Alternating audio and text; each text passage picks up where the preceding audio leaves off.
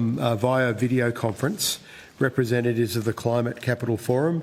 I understand that information on parliamentary privilege and the protection of witnesses giving evidence to Senate committees has been provided to you. For the Hansard record, would you please state your full name and the capacity in which you appear today?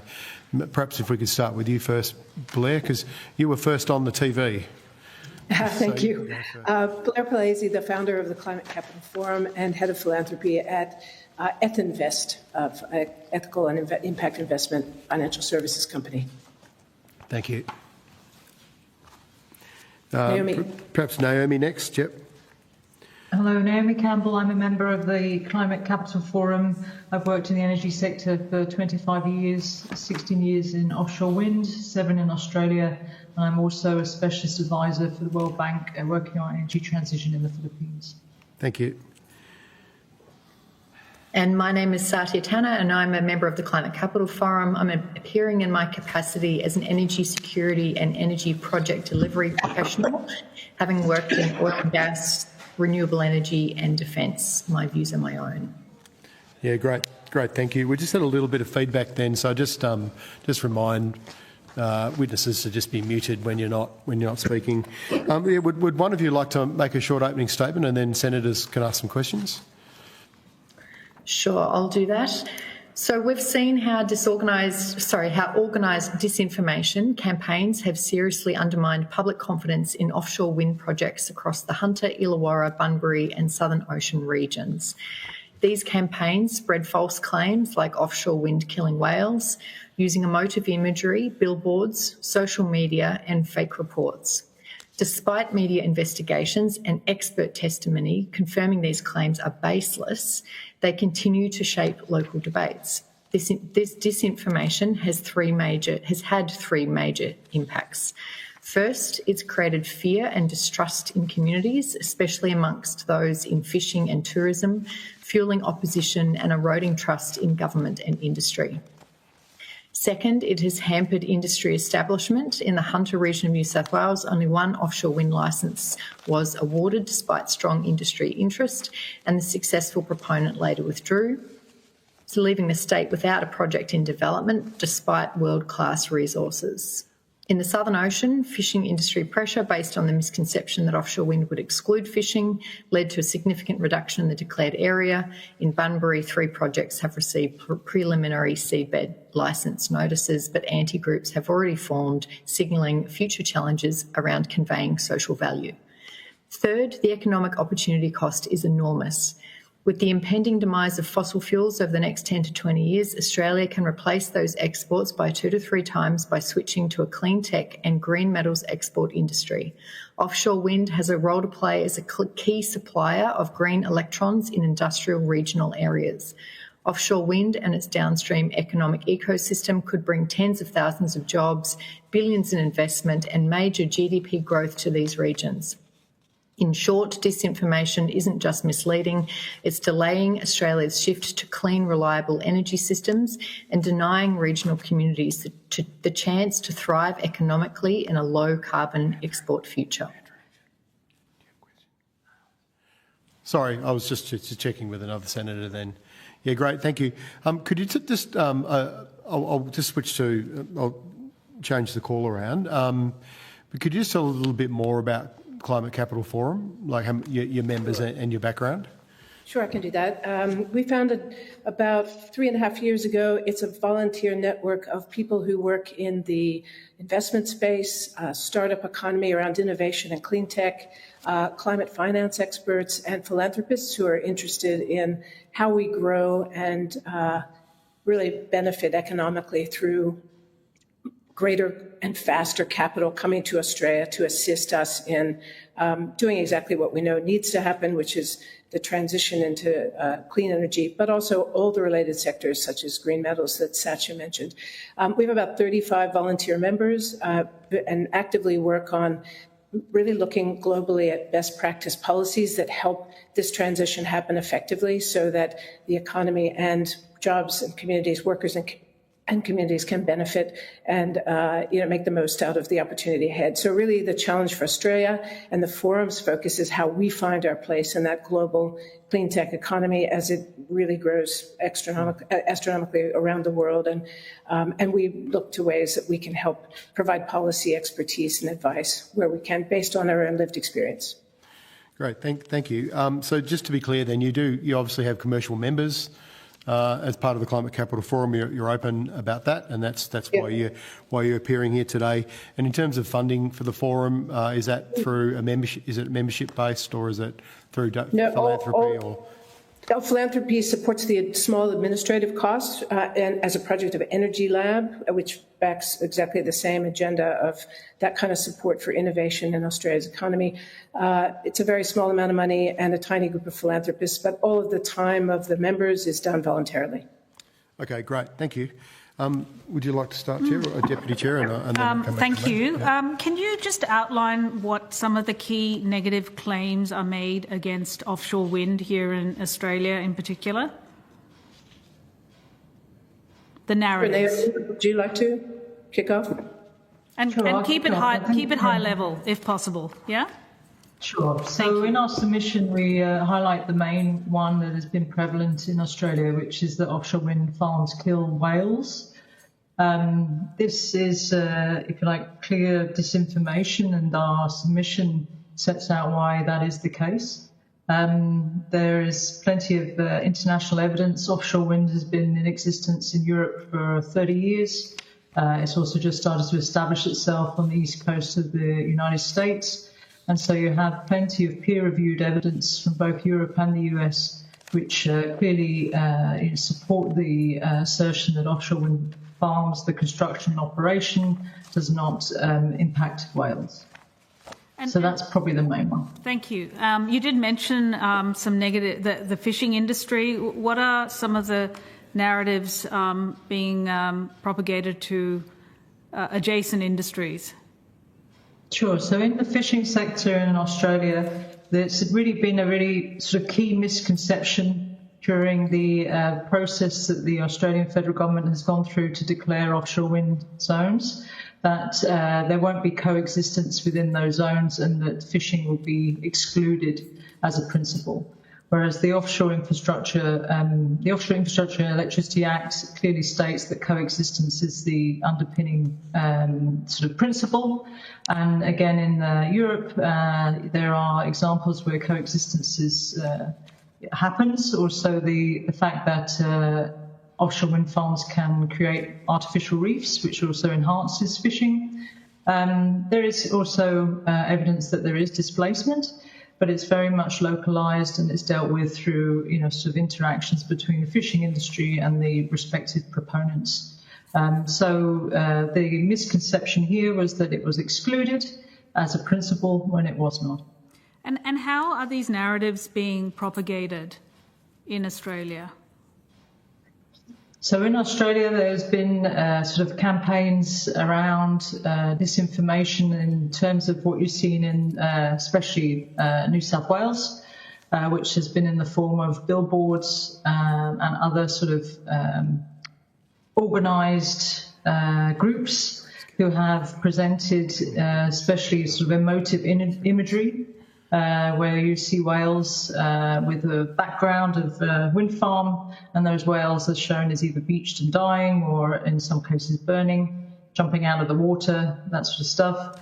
And these organised groups have also then started to create a lot of fear within the community, propagating a lot of disinformation. I know, Satya, maybe you have some more to add on that. How are they, does anyone know how they're propagating that disinformation within the community? Is it through leafleting, or is it through social media or forums, community forums? What can you tell us about the how? I might just add a little bit here, having spoken to a member of the community who believed very strongly, this is in the Hunter region, who believed very strongly in the misinformation. That was through Facebook campaigns and, I guess, local networks. That was I'm just trying to think if there's anything else that they mentioned. I have also seen myself Facebook groups where misinformation was being promulgated. That's the main sources that I know of. Have you seen any of the mass leafleting of suburbs as was described by one of our earlier witnesses? I personally haven't, because I don't live in New South Wales. That's fine. And who is behind this sort of funding? Billboards don't come cheap. I doubt a community group could raise the money for a billboard. So neither do Facebook campaigns either. So what can you tell us about the players behind these sorts of activities? What I know from the work of Dr. Jeremy Walker is that it's linked back to the Atlas Network, and he's written papers on that, and I believe he's possibly put in a submission to this inquiry as well. Right. How so? Atlas Network in the US? I don't know the details of it. I guess we're sort of taking a bit of an industry lens, if that makes sense. So it's more we feel the impacts of it. So what kind of burden does this place on industry when you have to go into communities, and firstly, I guess, what are the social dynamics? What do you see in terms of the community's social dynamics? And second, what is the burden on industry in terms of time and resources? So I might talk a bit to the community side of it, and then Naomi can speak more to the industry and perhaps government side of it.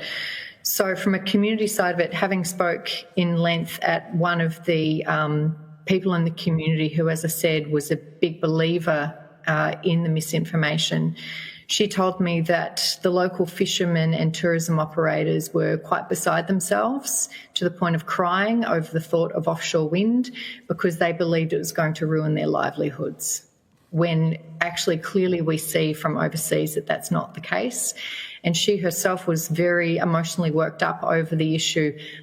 Even though we built some rapport in our conversation, she was she had so much belief in that misinformation that even when I said, oh, but that's not how it works overseas, I just couldn't reach her with that kind of, with the facts even, if that makes sense. What else have you witnessed in terms of social dynamics? Let me just think a moment outside of that particular example. I know in terms of what I've witnessed myself, or heard from, from the community. What has come to you as a... So, for example, we know that when the government went in to do community consultation in some of the areas, they were met with really strong angry resistance based on misunderstanding of what was going on. And that's a lot of what I was encountering when I was talking to this particular person. People are angry, so it's like they've been stirred up. And actually a lot of what they've got very valid concerns, but a lot of their concerns actually have solutions to them. And so the issue is it's like we don't get a chance to even express it because they're already too emotional about it before we even start. Understood. What about those people who are actually in favour of or curious and want to find out more but aren't against offshore wind, for example? How do they come forth? What have they been experiencing? Are they being targeted? Are people feeling like they're silenced in this sort of emotionally charged environment? I think in a situation like that, a lot of people just keep quiet because they don't necessarily know how to deal with the anger. That's having heard anecdotally about some of the community consultations that happened in New South Wales. I'm just trying to think if there's anything else specific. How do those community consultations actually work? Because I imagine you'd have a whole bunch of people in a room, and then you might have a group who are very vocal and angry and charged, and everyone else is going to stay silent. They may be feeling intimidated in that environment. Can you just describe to us those environments, what plays out? I personally haven't attended one. I just want to check, Naomi, have you attended one? Yeah, I've attended several. So DQ have been the, sort of the focal point for organising the public consultation. And that's because of the stage at which the industry is at. It's very much nascent. It hasn't established itself.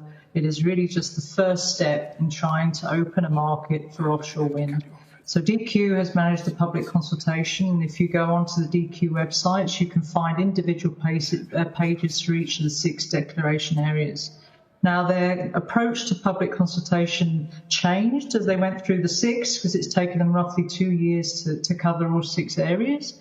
And they started in Gippsland, where they went down to the communities. They held sort of open sessions where everyone could come in specific areas. And I think they even added an extra area on request of the local community.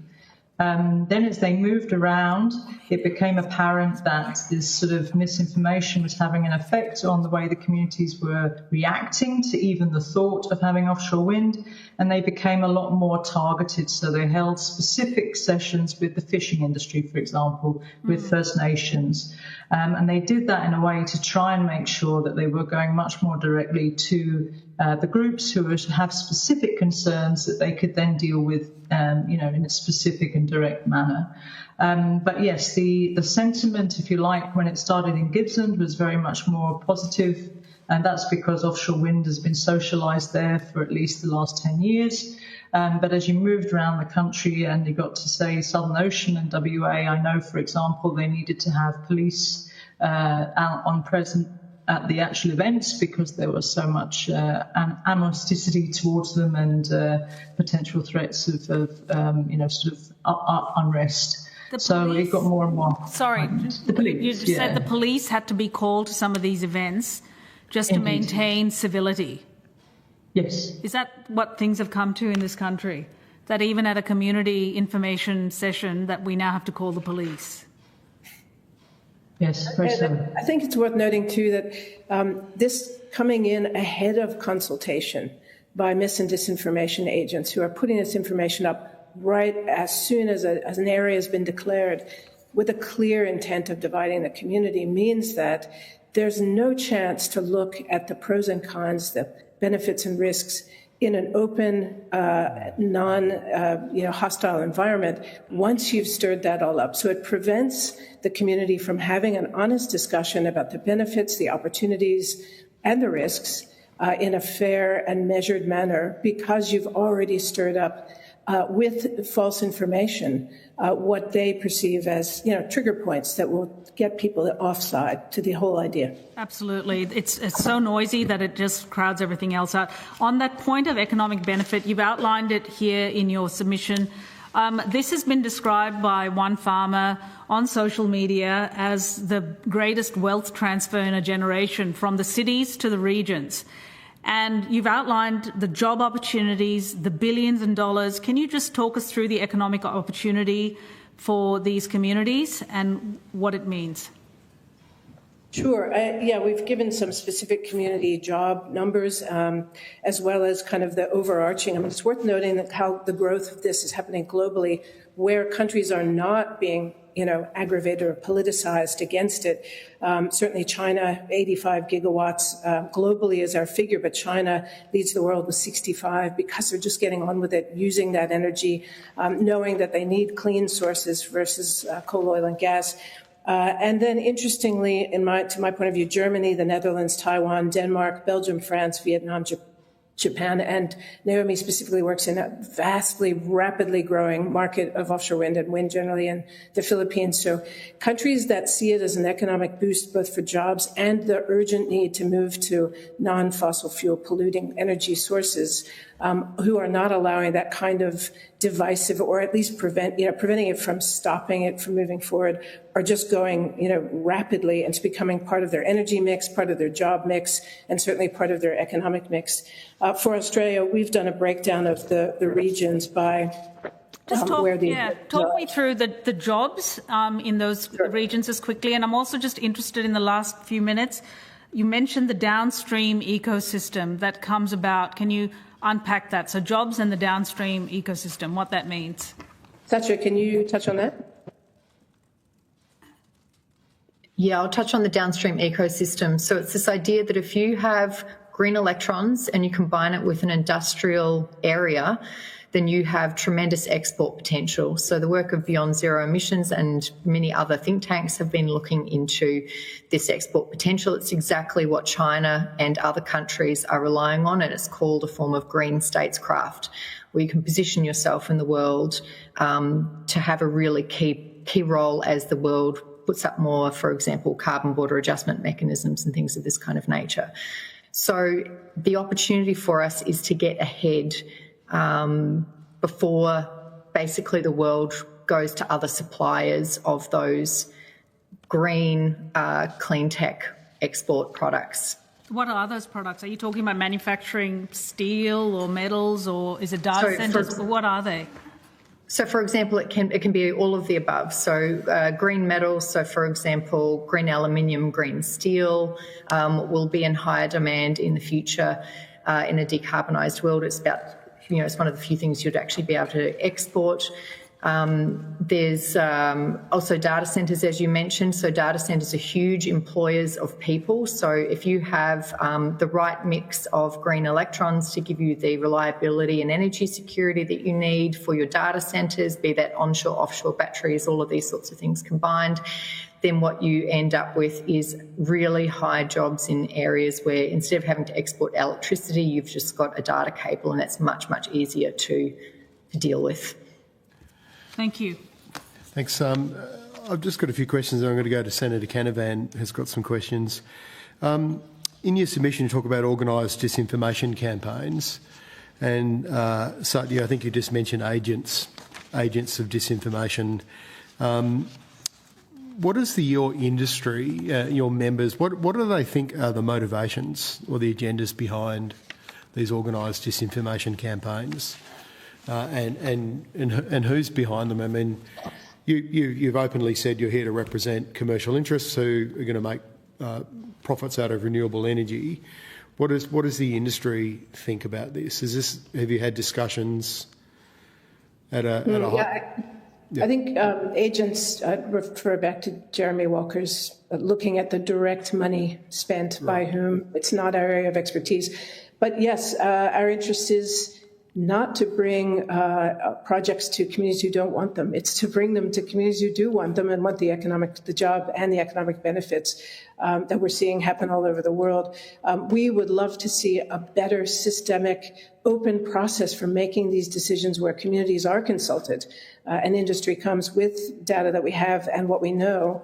And then, government involved in helping communities make those decisions, where they're best suited, who will benefit the most.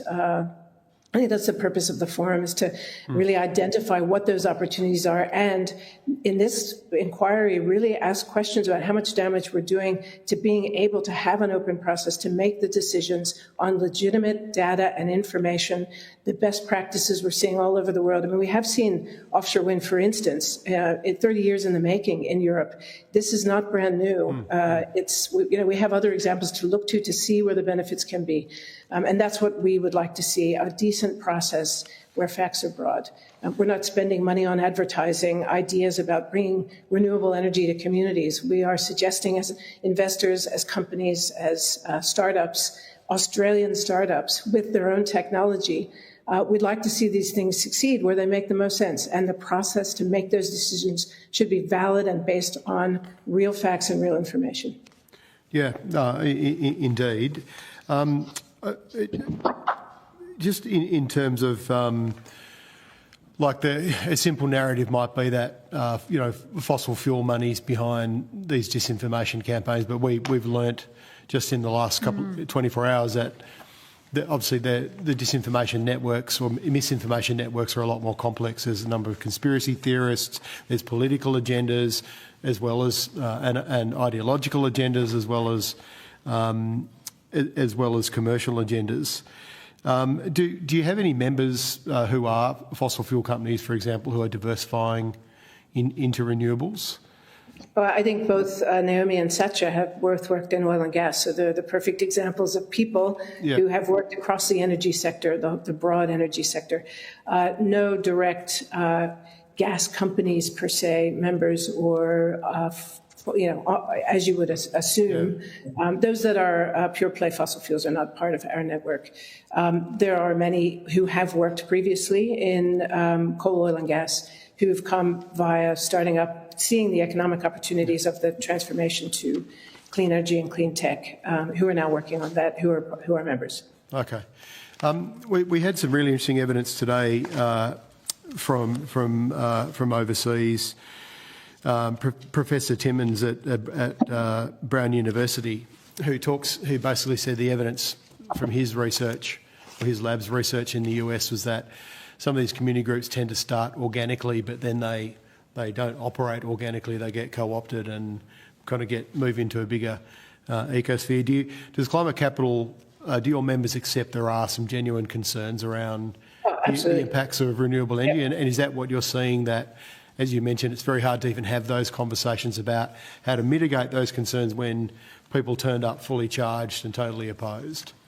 Completely. Satya mentioned, with experience of 30 years of the challenges of working with communities on wind farms and offshore wind in Europe, that process was often held openly.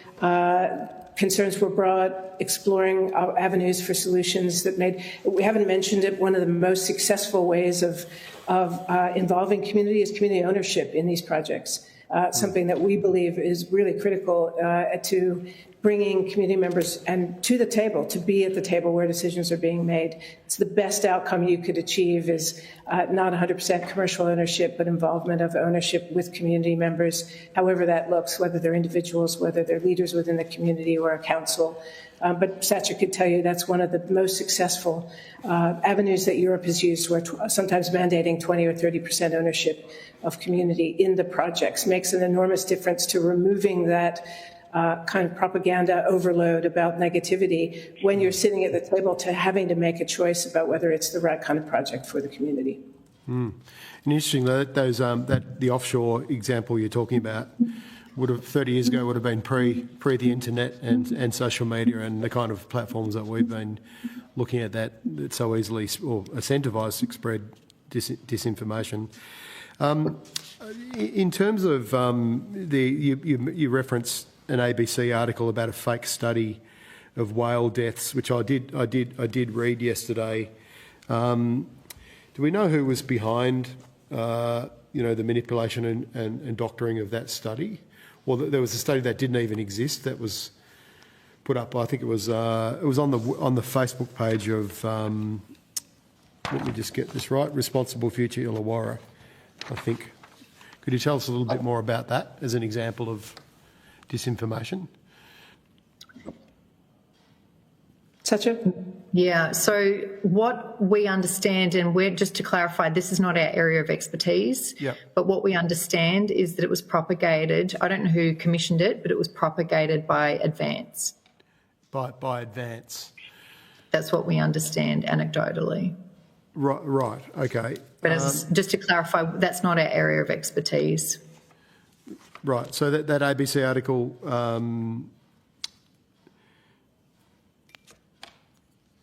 did it even exist though? So Advance was propagating that there was this study, but then when there was a fact-checking process or your stakeholders wanted to seek more information about that study so you could talk to people about it, it just didn't exist. So that's not something that we specifically used with our stakeholders, but it's an example of the disinformation that communities were receiving, and the authors didn't actually even write it. They whoever wrote it perhaps ran something through, I don't know, artificial intelligence or who knows what, and just came up with a fake study, but claimed that there were certain authors on it. Right. And later, when those authors were approached for comment, they said we didn't author that document. Okay.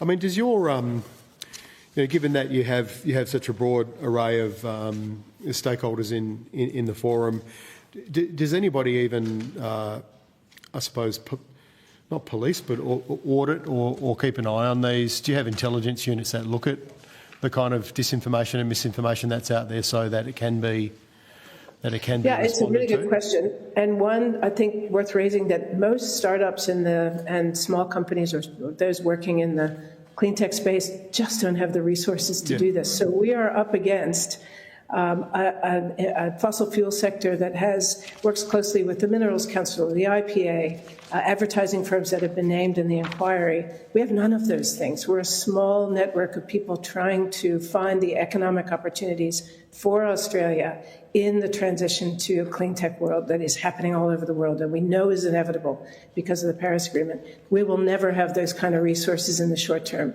We don't have the chance to do monitoring of what kind of disinformation is being spread. We don't have money to pay for advertising to counter it with real facts or examples of success overseas that we've seen. So, it is a very out of balance proportion of money going to prevent people from looking at the positive sides of where this is taking us and the inevitability of it. We, Australia, have committed to a net zero economy, to reducing our emissions, to ending our use of coal, oil and gas. We know it's inevitable, and yet we're up against, I think, an industry sector that will spend money to attempt to slow this down and prevent it from happening and turn communities against it without allowing them the opportunity to look at the benefits economically, jobs-wise, and certainly from a climate and environment point of view, the benefits of removing polluting energy and replacing it with clean energy. And that industry sector, Blair, is the fossil fuel industry. That's Largely, yes. Being clear about that. Okay, so I'll go to you, Senator Canavan, if you're online. Thank you, Chair. Just wanted to start with seeing some conversation I've heard there about the potential for green metals while we've been having this hearing this morning. Sadly, Alcoa in Pittsburgh have confirmed that they are permanently closing the alumina refinery at Kwinana in Western Australia, follows the loss of the nickel industry in Western Australia. Our lead, our zinc, our steel, aluminium and copper industries all have their hands out for very large taxpayer bailouts just to survive. I mean, what evidence do you have that we do have this potential for green metals, as you've described it? I mean, our metals industry is on its knees right now. There's been promises that this will happen, but it's certainly not the lived reality at the moment. It's a highly competitive market, Senator, and for Australia to continue to excel and to export metals, we need to stay actively involved in the global market of how this switch will and can happen. It's still an unknown as to who's going to benefit, how it will happen, but the writing seems very much to be on the wall that the only way for particularly countries like China, Japan, Korea, to meet their reduction of emission targets will be to use green metals and to pay extra and to buy that overseas in countries like Australia. We're not suggesting that we government fund enormous projects and programs to prop up something that isn't going to work. We're talking about maintaining investment in innovation and understanding of the market so that we can be at the market if and when it begins to take off. I mean, you only have to look at companies like Fortescue who are betting on this and others, that keeping our hand in this is critical if we're to understand what role we can play in the market. Yeah, the problem is those companies that have bet on it have presided over massive financial failures so far. I mean, the Fortescue has cost Australian taxpayers billions of dollars. They apparently will pay back some 10 millions, but there's been billions of dollars spent here where I live in central Queensland. There's massive white elephants now because they're not proceeding with hydrogen. BHP owned the nickel facilities I mentioned. They were expecting a green premium from having green nickel produced in WA. They've admitted, their chief of operations have admitted since there was no green premium. But you're talking about this. Can I just finish my question? Other EV companies bought coal-fired powered nickel produced in Indonesia, which has killed our industry. Again, I'm asking, what's the real-world evidence here that green metals are attracting a green premium in markets? Those in the market are clearly not experiencing that. You're talking about it as if it's a decades-old industry sector, and it's simply not. It's very brand new. So we are waiting to see how we can play a role in that and what other countries are going to do. Cost cutting, where we're potentially going to be a higher end cost at a full green metal option with ESG and all the things that many of the larger corporates want. is the opportunity. How we will, contend as we always have with lower cost markets is a challenge for us. But it's very early days, so we can't say that it's cost billions or that companies have failed all over the place. It's too early to say that. It's a great unknown challenge. There's a $1 billion water pipeline that's sitting from Rockhampton to Gladstone that's just being wasted right now because Fortescue, we back these Fortescue promises that haven't been real. Fortescue pulled out completely. Well, I think if you want to talk about the details of that, bringing Fortescue in to answer these questions is really critical, really critical to understand our economy side of this or our economic opportunities in it. Well, it just hasn't worked to date. I don't believe that. Prefer to back things that work. It's too soon to say that. Most of your submission focuses on offshore wind.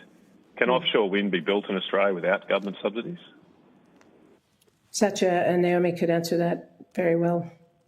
Very little energy anywhere in the world gets built without some type of subsidy. So when you've got a very high cost, capital intensive energy project of any type that is subject to a relatively volatile market, then there needs to be some sort of certainty on return for investment. So one of the mechanisms for that, for example, can be things like CFD auctions and things of this kind of nature. So I would say that is a function of the system that we have rather than it actually needing to be be And maybe just bringing it back to misinformation. Sorry, Senator Canavan. It's only because you're not here and you can't see it, but Ms. Campbell wanted to add to that evidence. I apologise. No, that's okay. So that's what I'm here for. So Ms. Campbell just wants to add to that before we go back to you. Thank you. Sorry, Senator. So I just wanted to say, in terms of misinformation, which we're here to talk about, for a market to establish itself, it needs confidence. And it needs investor confidence. And with misinformation sort of impacting even the establishment of an industry in Australia, that is going to deter that investment. And without investment and without that incoming sort of financing that allows for costs to be reduced, then you never will realise an industry that can deliver, sort of cost competitively. So in terms of like misinformation and being able to deal with that, it's really about making sure that you have that investor confidence so that you can realise a cost competitive industry in Australia. But when we were talking about the metals industry, I thought I heard that you say that you didn't support large government bailouts to prop up, I think the words you used were prop up an industry. Why would we spend money to prop up offshore wind, which is clearly therefore not economic, as you're saying, without government subsidy? This is outside the terms of reference, and I'll just remind Senator Canavan that the Nationals and the Liberals were quite happy at the last election to have the government fund nuclear reactors. Okay. Just on the point of order, I'm only responding to the evidence provided to this committee. Yeah, so if the evidence that has been provided is relevant, clearly a question about that evidence is relevant. Okay, so Senator Canavan, I was thinking the same thing myself, that you're going outside the terms of reference, but I do. Yes, you are responding to something that was said. So, but this broader discussion is not what we're here to talk about. Sorry, do you want to finish that response to Senator Canavan, please, Blair? Just such I think answered. We're talking specifically about large-scale energy projects versus mining, for instance. She answered the question specifically about any large-scale energy project does not come about without government investment. Okay. Just earlier in the evidence, I might have missed this, I think. Sorry, I've been at a kids' soccer carnival today, so dropping in and out. But I've been contacted by people from the Hunter region concerned there was a suggestion that billboards against offshore wind were funded by sources not the community. Their claim is very strongly that all of those billboards were funded by local community donations, raffles. They raise money. I just want to clear up the record then for them. Do you have any evidence that these billboards in the Hunter region, Port Stephens region, were funded by anybody else other than community donations? They didn't say that. Oh, sorry. I'm not sure. I'm just trying to clear it up. I didn't accuse anybody or anything. I'm just trying to clear it up. Is there any? Do you know of any evidence that Thanks, Matt. I will say that they didn't say they were funded. They said that advertising was being used to spread these frames, but they didn't say they were directly funded by. Okay. Yeah. Okay. But do you want? Okay. Could you clarify that? Whoever said that, I can't remember. Apologies, which witness said that? But would you also like to clarify that? It may have been me. Yeah, look, just to clarify, our expertise is not that side of the misinformation. Our expertise is the impact on industry. And then I just pointed to the work of Dr. Jeremy Walker and his links that he has made between Atlas Network and misinformation in offshore wind. So I'm just trying to clarify, because, I mean, as I said earlier, I haven't had a lot to do or had a lot of direct experience with the offshore wind issue, not in my electorate. But I'm just trying to clarify here, are you calling for some kind of protections for industry, like against, like evidence or campaigns, whether you want to call it misinformation or otherwise, you want a protection for industry, like investors in the renewable energy industry from community organisations having their say? Is that what you're calling for? No, absolutely not. Right? Of course. Just trying to, If maybe, Senator, you missed our very long earlier discussion about the need for community consultation, how important that is, but removing agents that are spreading disinformation before that conversation is allowed to happen, to consider the benefits. So who are these agents? Who are these agents? I think we just referred trying to work out, like, these are community organisations who just don't want a development. Why can't they have their views heard? So why can't they say their views, especially up against a offshore wind is a multi-billion-dollar industry. You're trying to silence and call them agents of disinformation. Who are these people? That's not true. We're talking about community members, aren't they? that's overtly untrue, that is being inserted into a community. We just discussed having to have police at community meetings because people had been fed disinformation and gotten very upset about stuff that simply is not verifiably true. But I'm just trying to, it's a very strange world for me that we would seek to suppress local community organisations from having a say about a project in their community to protect a multi-billion-dollar industry. That seems very, very Senator Canavan, sorry, just nice try. No one's talked about suppressing local communities. Sorry, a lot of people have said that in submissions to this inquiry, Chair. Some people have called for people to be jailed if they engage in disinformation. So I challenge Senator Canavan. I challenge you to find any submission that talks about the United Nations suppressing local communities. To ask about that. The United Nations submission yesterday, Chair, said they would think that any people spreading disinformation should be facing criminal action. Well, right? That was in yesterday's submission. I didn't get a chance to ask that. That's not what I heard, and I was here. I didn't hear that. It's in their submission. Matt, just get back to what we're discussing. Why you're bringing this to our session? This is none of this is relevant. Yeah, this is not the United Nations, Senator Canavan. It's the industry. But let's be clear. Just for Hansard, no witnesses before us have said anything about suppressing communities. We've talked about Matt. We just want to be really clear about that.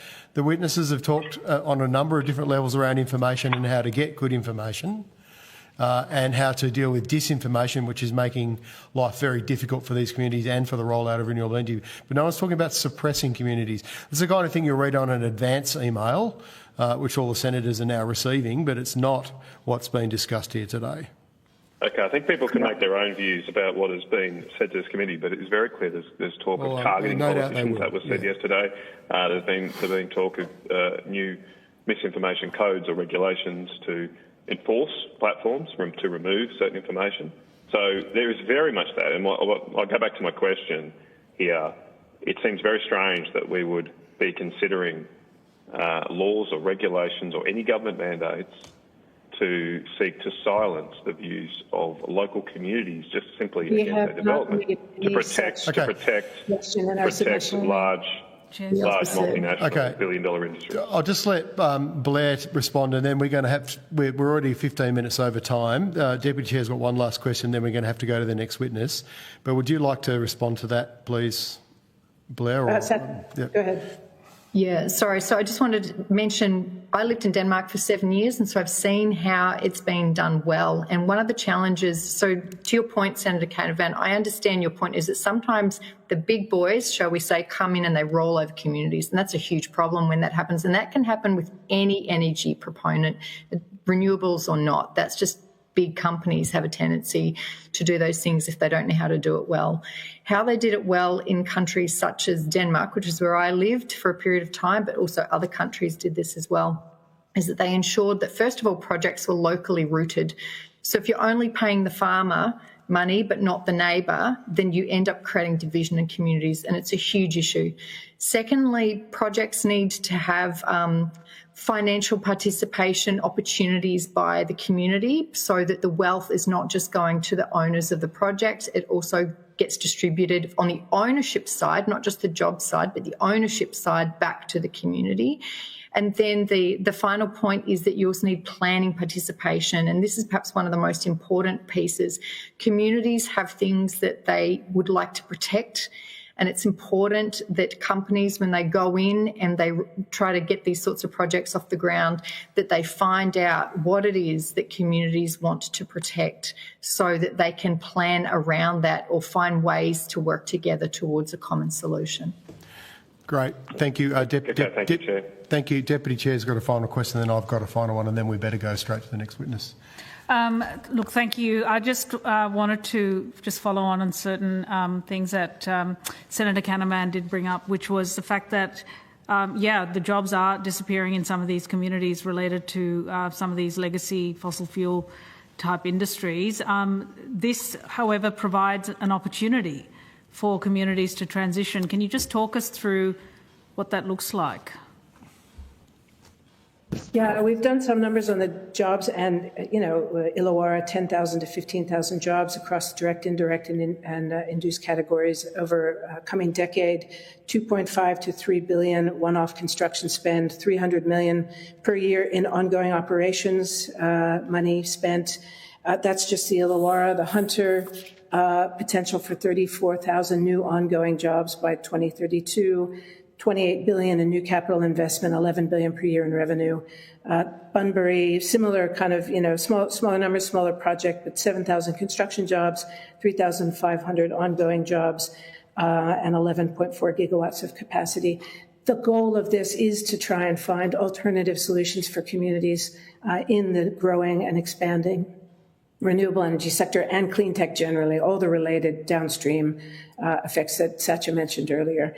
And of course, doing it with community consultation. It would never happen without it. There's no way any of these projects will get off the ground without community being involved in them. And no one would suggest that that would ever work. So, the dis and misinformation part of it goes in early before open discussions about benefits and risks can happen. That's what we are concerned about. We want each community to make the best decision based on what's in it for them and in the long term, what are the benefits that they may see out of it. So, it's just not appropriate to suggest that we're trying to cut off community say in these things. Completely the opposite. It will not happen without community say. That's one of the things that this group, the Climate Capital Forum, is attempting to bring to the discussion and to suggest that we need to do it well, we need to involve people. Community ownership is just a great idea in terms of giving people skin in the game, being at the table to discuss what the project is and how it will work. That's a big part of what we want to see happen across Australia. Thank you. So final question for me. I mean, this kind of, I suppose, frame that's being used by some right-wing groups at the moment, like Advance, that this inquiry is trying to silence communities, or that Capital Forum might be trying to silence communities. I mean, do you think it would be different in these communities when, for example, at the consultation process or otherwise, if we did have transparency around who is funding some of this mis and disinformation? Do you think the community would feel comfortable if they knew they were getting in bed with fossil fuel interests who really want to keep warming the planet? Yeah, I think transparency is critical. Who's funding some of these campaigns? Where is this money coming from? And what is the vested interest involved in trying to divide a community over considering a potential economic opportunity? Okay, thank you. Look, I would love to keep going, but unfortunately we're running way over time. It's been a very interesting morning. We thank you very much for your submission and for appearing here today. And just a reminder that any questions on notice you may receive from senators, we'd appreciate a response by October the 14th. Thank you. Thank you very much. Thank you.